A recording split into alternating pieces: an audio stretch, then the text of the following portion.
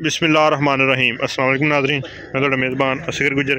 तुसीं वेख रहे गुजर टीवी आरफ वाला। हर रोज़ बेहतरीन ते आला क्वालिटी जनूर लैके दोस्तें गी चादर होई दा। अज दोस्तें खेलने दे विच एक बड़ी खूबसूरत गां की वीडियो लैके दोस्तें गी चादर होए हैं।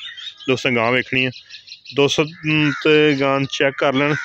थन गां दे तिन, यह थन जिहड़ा छोटा वा, ये गां दा थन है नहीं गा, जमांदरू तिल्लड़, लेकिन गां दा लिबास बंदे कह तो दिंदे पन्ना दा सूंदी नहीं हलती, तो गां बरीक बड़ी। तो इंशाल्लाह इसे तिना थना ना तिना दे सोने वर्गी तो 20-25 किलो दुध की भी गारंटी है। इंशाल्लाह 25 किलो गां दुध नहीं छड्डदी। तो रेट अज हो जाना बिल्कुल मुनासिब जिहा ते मकूल जिहा। छड्ड हमरान माड़ी किन्ने दिन कढ़ जाने सून टाइम पूरा होने 3 तो 4 दिन पे। हाँ बिल्कुल जिड्डी आप आ उड्डा ही गां नूं लिबास। गां दी नस्ल ही बड़ी होर मुल जायज़ दी, चंगे रेट दी ते जायज़ रेट। हाँ बिल्कुल बिल्कुल सील शरीफ है।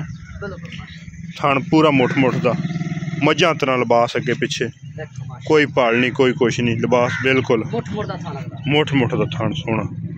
3 थान 4 नहीं गए। तो रेट गां दा बिल्कुल मकूल जा। मरान बन उत्थे मकूल जा। सूआ किनवा है? जैनमन तीसरा सूआ वा, ते ग्वाल दी फुल जान। लै चल पर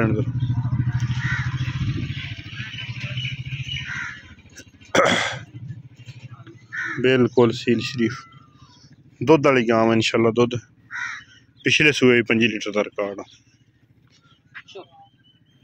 दोस्त चेक कर लो। अच्छा इमरान रेट पक्का या सोना इको ही जिन्हें आप फाइनल देनी है? फाइनल रेट फाइनल प्यार मुहब्बत हो जाएगा कि बस फाइनल ही है? 2-4 हज़ार का रेट फाइनल जाइए।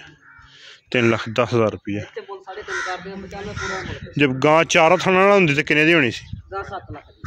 अच्छा 4 थना होंगी तो गां 6-7 लाख की सी। जी गल दुध 25 किलो इंशाल्लाह दुध की गारंटी है। 3,10,000 फाइनल जा रेट। उम्मीद करने का वीडियो आएगी दोस्तों ने पसंद। वीडियो पसंद आती यार दोस्तों ने शेयर, जिन्होंने दोस्तों सारा चैनल नहीं किया सब्सक्राइब, चैनल सब्सक्राइब। एक अगली तो नवी बेहतरीन वीडियो फिर हाजिर होंगे। उस टाइम तक अपने मेज़बान असगर गुजर की इजाज़त। मिलने एक अगली तो नवी बेहतरीन वीडियो। अल्लाह हाफ़िज़।